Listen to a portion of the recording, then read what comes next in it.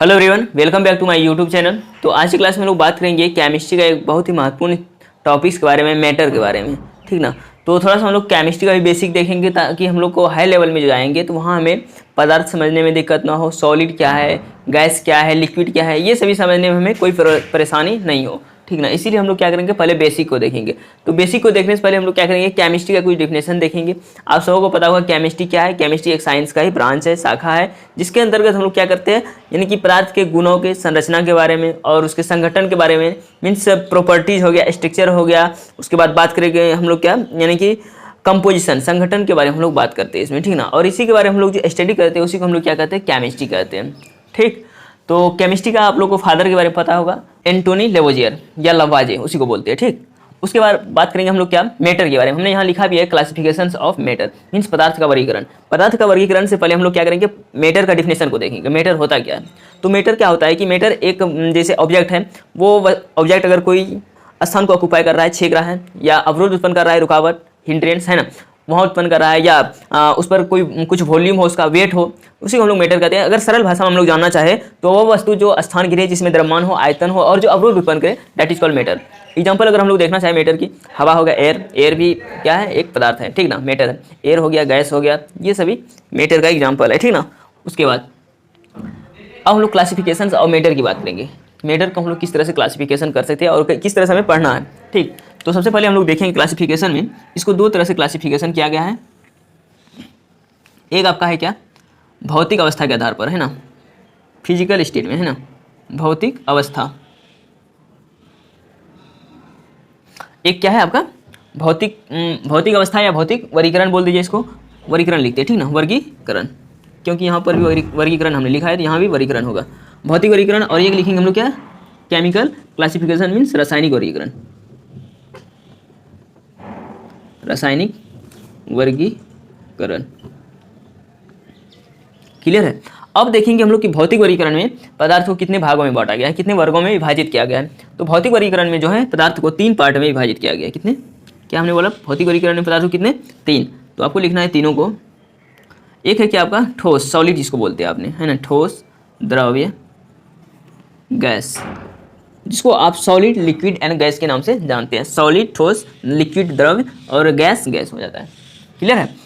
तो भौतिक वर्गीकरण हम लोग ने यहाँ देखा। अब रासायनिक वर्गीकरण की ओर चलते हैं हम लोग। ठीक ना। रासायनिक वर्गीकरण में क्या देखेंगे कि रासायनिक वर्गीकरण में पदार्थ को कितने भागों में विभाजित किया गया है। तो रासायनिक वर्गीकरण में 2 भागों में विभाजित किया गया है।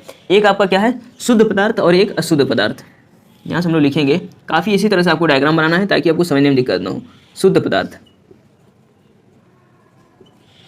प्योर मैटर, है ना, शुद्ध पदार्थ। उसके बाद एक अशुद्ध पदार्थ, अनप्योर, है ना, अशुद्ध पदार्थ। अशुद्ध पदार्थ मीन्स इसमें एक से ज़्यादा पदार्थ आएगा होगा, उसी को हम लोग बोल सकते हैं क्या, मिश्रण, मिक्सचर बोल सकते हैं। क्या बोल सकते हैं, मिक्सचर, मिश्रण। ठीक। अब यहाँ से मेरा क्या आता है कि शुद्ध पदार्थ जो है, अब शुद्ध पदार्थ का 2 टर्म आ जाता है। रासायनिक वर्गीकरण का तो 2 हमने पढ़ा, शुद्ध पदार्थ और एक अशुद्ध पदार्थ, जिसको हम लोग मिश्रण बोलते हैं। ठीक। अब शुद्ध पदार्थ का जो 2 टर्म आता है वो कौन कौन सा आता है। शुद्ध पदार्थ में आपका आ जाता है, आपने पढ़ा होगा तत्व, एलिमेंट। उसके बाद कंपाउंड, यौगिक पढ़ा होगा। ये दोनों टर्म यहाँ से आ जाते हैं आपके, कहाँ से, शुद्ध पदार्थ से रिलेट करके। यहाँ तक कि आई होप आपको समझ में आया होगा। तत्व और यौगिक देख लिए, एलिमेंट मीन्स एलिमेंट और कंपाउंड देख लिए। ठीक। उसके बाद नेक्स्ट हम लोग क्या देखेंगे, अब अशुद्ध पदार्थ, मिश्रण का हम लोग करेंगे, है ना। मिश्रण भी 2 प्रकार का हो जाएगा। एक हो जाएगा क्या, समांगी मिश्रण, है ना, होमोजीनियस मिक्सचर, समांगी मिश्रण। एक हुआ क्या, समांगी मिश्रण, और विसमांगी, या इसको हम लोग क्या कहते हैं, असमांगी, है ना, विसमांगी,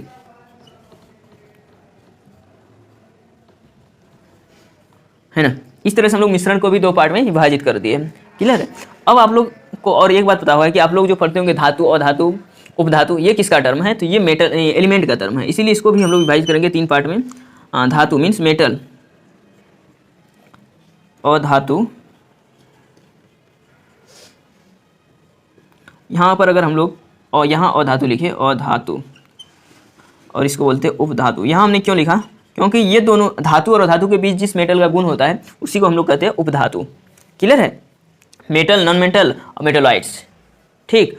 उसके बाद हम लोग अब कंपाउंड में आएंगे, यौगिक में आएंगे। यौगिक को भी अब हम लोग विभाजित करेंगे कितने तरह के यौगिक होते हैं। तो यौगिक भी कितने तरह के होते हैं, 2 तरह के होते हैं। एक आपका कार्बनिक यौगिक और कार्बनिक यौगिक। आपने पढ़ा होगा ऑर्गेनिक केमिस्ट्री, इनऑर्गेनिक केमिस्ट्री, वो यौगिक का ही पार्ट है। तो इसको हम लोग कितने पार्ट में, 2 पार्ट में विभाजित करेंगे। कार्बनिक यौगिक है ना, कार्बनिक यौगिक, अकार्बनिक यौगिक। क्लियर है यहाँ तक, अकार्बनिक यौगिक।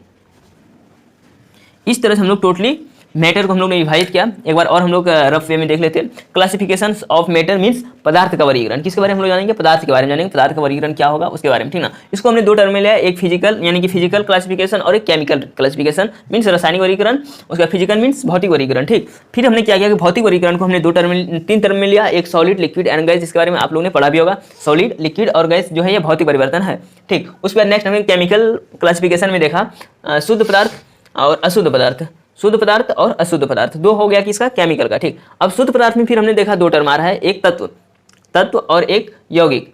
तत्व यानी कि अकेला एलिमेंट, जैसे हाइड्रोजन, ऑक्सीजन, फ्लोरीन, ये सभी क्या एलिमेंट है। बट अगर H2O की बात करें तो वो यौगिक है, दो यानी कि एटम से मिलकर के बना हुआ है, ठीक। उसके बाद हमने शुद्ध पदार्थ को देखा तत्व और यौगिक में। फिर इसको हमने देखा तत्व को हम लोग ने पढ़ा था धातु, अधातु, उपधातु के बारे में। तो ये सभी तत्व के ही टर्म हैं, ठीक। उसके बाद हम लोग यौगिक में देखे कार्बनिक यौगिक और अकार्बनिक यौगिक, जो सबको पता होता है, ठीक। उसके बाद मिश्रण मीन, यहाँ अशुद्ध पदार्थ जो बचा हुआ था, मिश्रण को हमने देखा समांगी मिश्रण और विसमांगी मिश्रण। इसको हमने टोटली कवर कर लिया। अब बात करते हैं हम लोग यहाँ पर मेन टर्म की, कि भौतिक से अगर हम शुरू करें तो ठोस, द्रव और गैस होता क्या है, इसके बारे में अगर हम थोड़ा सा चर्चा करें कि ठोस यानी कि सॉलिड, लिक्विड और गैस होता क्या है। तो सॉलिड के बारे में अगर बात करें हम लोग, तो सॉलिड के बारे में हम थोड़ा सा बताते हैं कि सॉलिड क्या होता है कि इसका आयतन और आकार मीन्स इसका जो वॉल्यूम और साइज जो होता है वो दोनों निश्चित होता है, डिफिनिट होता है, ठीक। ये चेंज नहीं होता है, ठीक। उसके बाद अगर द्रव्य की बात करें, लिक्विड की बात करें, तो लिक्विड में आप घरेलू एग्जांपल भी ले सकते हैं कि जैसे आपने मान लीजिए कि आपने एक बोतल में पानी लाया और उसी पानी को आपने ग्लास में डाल दिया, तो क्या वो पानी फिर बोतल का ही आकार ले लेता है ग्लास में? नहीं, वो पानी जिस बर्तन में डालेंगे उसी का आकार ले लेता है, तो वो सारा चीज लिक्विड में आ जाता है, मीन्स द्रव्य में आ जाता है। तो ये क्या हो जाए, इसका आयतन तो निश्चित होता है लेकिन आकार निश्चित नहीं होता है। आपने अगर एक बोतल पानी लाया तो उसको दूसरे बर्तन में डालिएगा, जैसे आपने बाल्टी में डाला तो बाल्टी का आकार पानी ले लेगा, बट आयतन तो निश्चित रहता है, फिक्स्ड रहता है, आपने उतना ही आयतन का पानी डाला। क्लियर है। अगर हम लोग किसकी बात करें, गैस की, गैस क्या होता है कि इसका आकार और आयतन दोनों कोई निश्चित नहीं होता है। गैस का क्या होता है, आयतन यानी कि गैस का आयतन तथा आकार दोनों परिवर्तनशील होता है, दोनों अनिश्चित होता है। क्लियर है यहाँ तक। ये तीनों टर्म को हम लोग को देखना है, ये तीनों से काफी अच्छे प्रश्न पूछे जाते हैं आपको ऑब्जेक्टिव के टर्म में, ठीक। अब हम लोग थोड़ा सा क्या देखेंगे, चार्ट के रूप में देखेंगे कि ठोस, द्रव और गैस में कंपेयर करेंगे कि कोई मैटर है, ठीक ना, तो वो ठोस में अच्छा रहेगा या गैस में अच्छा रहेगा या लिक्विड में अच्छा रहेगा। तो हम लोग क्या करेंगे, एक चार्ट के माध्यम से देखेंगे। तो आप आई होप कि आप लोग इतना स्क्रीनशॉट के द्वारा लेकर के आप लोग इसको नोट डाउन कर लीजिए। क्लियर। तो आइए हम लोग थोड़ा सा देखते हैं कि यानी कि अगर हम लोग बात करेंगे कि ठोस, द्रव, गैस के कुछ सामान्य गुण, यानी बढ़ते से घटते क्रम की ओर देखना है, यानी कि ठोस में किस तरह का होगा, गैस में किस तरह से होगा और द्रव में किस तरह का होगा, किसमें ज़्यादा होगा किसमें कम होगा, यानी कि बढ़ते से घटते क्रम की ओर देखना है, ठीक ना। तो सबसे पहले हम लोग देखेंगे, ये काफ़ी इंपॉर्टेंट है, आपके एग्जाम में ये पूछे जाते हैं, इसको ध्यानपूर्वक देखना है, ठीक। तो इसमें हम लोग देखेंगे काइनेटिक एनर्जी यानी गतिज ऊर्जा के बारे में अगर देखें बात करेंगे हम लोग, तो गतिज ऊर्जा में क्या करेंगे, गतिज ऊर्जा जो होता है आपने देखा होगा, आप सारी चीज़ से वाकिफ है, ठोस से भी, द्रव से भी, गैस से भी। ठोस मान लीजिए क्या, ठोस जैसे बर्फ अगर जमा हुआ है तो वो ठोस अवस्था में है। द्रव मान लीजिए पानी।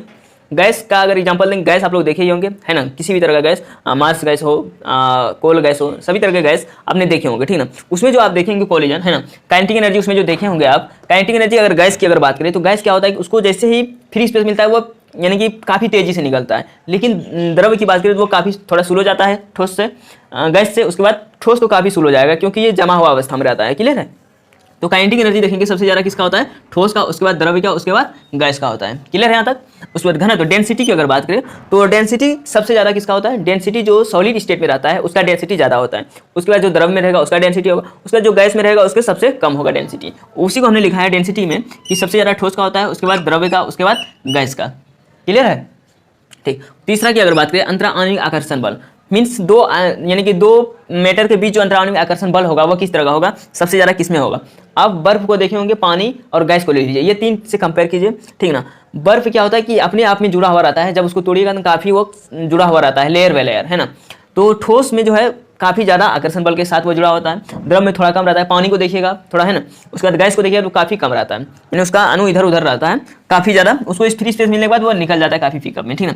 बट अंतराणविक आकर्षण बल रहेगा जो, देखिए ठोस काहे नहीं फ्री, ठोस को फ्री स्पेस मिलने के बाद वो काहे नहीं निकल पाता है, क्योंकि ये जो अपने आप में है ये एक दूसरे से काफ़ी भयानक रूप से जुड़े हुए रहते हैं, काफ़ी स्ट्रॉन्ग बॉन्डिंग के साथ, ठीक। इसी कारण से जो है ठोस इधर उधर नहीं जा पाते हैं, बट गैस जो है वो काफ़ी कमजोर बॉन्ड से बंधे हुए रहते हैं, इसीलिए उसका जो मॉलिक्यूल्स है वो इधर उधर तेजी में निकल जाते हैं उसको फ्री स्पेस मिलने के बाद। ठीक, उसके बाद अंतराणविक स्थान की बात करें, किस पे ज़्यादा स्थान होगा, तो आपको पता होगा अगर हम इस कंटेनर में अगर हम गैस को भरे हैं, किसको, गैस को, तो ये तो नहीं है कि गैस यहाँ आके बैठ जाएगा, नहीं, ये टोटली कंटेनर में रहेगा ये गैस, तो टोटली कंटेनर में रहेगा। अगर हम थोड़ा सा ही गैस भरे तो वो टोटली कंटेनर में है, तो उनके बीच जो है अंतराणविक स्थान काफ़ी ज़्यादा हो जाएगा, यानी कि एक मॉलिक्यूल गैस का यहाँ है, एक मॉलिक्यूल यहाँ, एक यहाँ, एक यहाँ, इस तरह का देखने को मिलेगा आपको। उसके बाद द्रव की बात करें अगर हम लोग, ठोस द्रव की, लिक्विड में, तो लिक्विड में अगर पानी को देखे होंगे आप, किसी बर्तन में आप पानी को लीजिए तो उसका एक मॉलिक्यूल यहाँ थोड़ा डिस्टेंस, यानी गैस से थोड़ा कम डिस्टेंस इसमें होगा द्रव में, और सबसे कम डिस्टेंस जो होता है दो मॉलिक्यूल्स के बीच, यानी अंतराणविक स्थान जो होता है वो सबसे कम किस में होता है, ठोस में होता है, सबसे ज़्यादा द्रव में होता है। यही दो प्रश्न आपसे पूछे जाएंगे कि अंतराणविक स्थान सबसे ज़्यादा किस में होता है, ठोस में होता है या द्रव में होता है। ठीक, तो ठोस में होता है या द्रव में होता है, तो अंतराणविक स्थान आपको माइंड लगाना है कि अंतराणविक स्थान किस तरह से, जैसे हम गैस को, आपको माइंड में लेना है कि मान लीजिए हम गैस लिए, उस कंटेनर में हम गैस का एक कंटेनर लिए, उसमें हम 1 kg गैस को फुलफिल किए, ठीक ना, तो उस कंटेनर में टोटली में 1 kg गैस रहेगा टोटली में, तो मॉलिक्यूल काफ़ी दूर दूर हटा हुआ रहता है गैस में। बट ठोस की बात करें, ठोस में काफ़ी एक जगह होता है, तो उसमें ऐसा स्थान देखने को ज़्यादा नहीं मिलता है। ठीक, अगर प्रत्यास्थता की बात करें तो सबसे ज़्यादा ठोस में होता है, उसके बाद द्रव में, उसके बाद गैस में। ठीक, उसके बाद 6 नंबर की अगर बात करें, ससंजक बल। ससंजक बल्स मीन्स अगर दो मॉलिक्यूल्स ले, हम क्या, दो मॉलिक्यूल्स ले, ठीक, और उन दोनों मॉलिक्यूल्स के बीच में काफ़ी ज़्यादा भयानक बंधन से जुड़ा हुआ हो, ठीक है, उसको, यानी कि अगर हम बर्फ को हिले और उसको काफ़ी ज़्यादा हीट करने के बाद वो बर्फ पानी में परिवर्तित हो, तो मीन्स हम बता सकते हैं कि ठोस का जो मॉलिक्यूल्स हो काफ़ी ज़्यादा ससंजक बल से जुड़ा हुआ है। क्लियर है? उसके बाद द्रव का होता है, उसके बाद गैस का होता है। मीन्स यहाँ से भी दो प्रश्न आएंगे क्या, कि ससंजक बल सबसे ज़्यादा किस में होता है, ठोस में, द्रव में, गैस में, तो आपको आंसर याद रखना है ठोस में, उसके बाद सबसे कम, उसके बाद गैस में होता है सबसे कम। ठीक, विसरण। विसरण मीन्स छितराने की। आपको पता होगा कि घरेलू भाषा में कोई चीज़ अगर फैला दिया जाता है तो उसको बोलते हैं हम लोग क्या, छितराना। ठीक है, अगर मान लीजिए कि हम इस रूम में है, ठीक है, इस रूम में हम क्या किए कि 1 kg गैस को अगर खोल दें हम, तो पूरा रूम में ये फैल जाएगा, ठीक ना। बट अगर हम 1 kg का बर्फ ला के रख दें तो वो थोड़ा बहुत जगह छेकेगा, ज़्यादा नहीं छेकेगा, ठीक ना। अगर पानी को भी अगर हम 1 kg 1 लीटर को अगर रख दें तो ज़्यादा, अगर उसको हम फैला भी दें तो ज़्यादा दूर वो फैलेगा नहीं। मगर गैस की बात करें टोटली रूम में फैल जाएगा। तो यानी कि किस में ज़्यादा छितराने की कैपेसिटी होती है, मीन्स फैलने की किसमें ज़्यादा कैपेसिटी होती है, तो आपको पता होगा सबसे ज़्यादा जो कैपेसिटी होती है वह गैस में होती है, उसके बाद लिक्विड में, द्रव में, उसके बाद सॉलिड में, ठोस में। आई होप कि यहाँ तक क्लियर होगा आपका, है ना। इससे प्रश्न पूछे जाते हैं, इसको आप क्या, यानी कि इसमें थोड़ा सा भी आप अगर इग्नोर कीजिएगा इसको तो आपका नंबर वहाँ से कट सकता है। काफ़ी इजी है, हमने समझा भी दिया कि इससे दो प्रश्न किस तरह से आएंगे, एक ज़्यादा से पूछ सकते हैं, एक कम से पूछ सकते हैं। मीन्स अगर अंतराणविक स्थान पूछे तो आपको पूछेगा यही ना कि सबसे कम किस में होता है, तो ठोस में, सबसे ज़्यादा किस में, गैस में। बस इतना ही, दो ही प्रश्न, बीच वाला को कोई लेना देना नहीं है। बीच में रखते हैं इसलिए कि 3 मेरे पास स्टेट है, यानी सॉलिड, लिक्विड और गैस है, तीनों पदार्थ का स्टेट है, तो तीनों से हम लोग ने कंपेयर किया। हमने पहले ही बोल दिया कि सॉलिड, लिक्विड और गैस को कंपेयर करना है, और किसमें, बढ़ते क्रम में, मीन्स कौन सबसे ज़्यादा है, कौन उससे कम है और कौन सबसे कम है, इसमें हमको कंपेयर करना था। तो आई होप कि यहाँ तक समझ में आया होगा। तो हम लोग मिलते हैं नेक्स्ट क्लास में। नेक्स्ट क्लास में देखेंगे इसका और 2 प्रॉपर्टीज आता है, यानी कि 2 और स्टेट आता है इसका मैटर का। वो स्टेट कौन कौन सा, आप लोग कमेंट के माध्यम से 2 स्टेट जो आता है उसको आप लोग बताइएगा, ठीक ना। और कमेंट लगभग को पता होता है कि वो 2 स्टेट कौन कौन सा है, बट हम ये पूछेंगे कि जैसे चौथा स्टेट का क्या नाम है, 5वां स्टेट का क्या नाम है, बट चौथा स्टेट में जो है, चौथा स्टेट जो भी है अभी हम उसको व्हाट मान के चल रहे हैं, क्योंकि आपको इसका कमेंट देना है, ठीक ना। तो व्हाट में यानी उसका जो तापमान होता है वो कितना होता है, और उसका नाम वो ही क्यों रहा, है ना। दूसरा भी रह सकता है, 5वां का नाम चौथा रह सकता था, चौथा का नाम 5वां भी रह सकता था। तो उसके बारे में आप लोग डिस्कस करके आइएगा नेक्स्ट क्लास में, ठीक ना। तो हम लोग मिलते हैं नेक्स्ट क्लास में। आज क्लास यही तक रखते हैं, ठीक।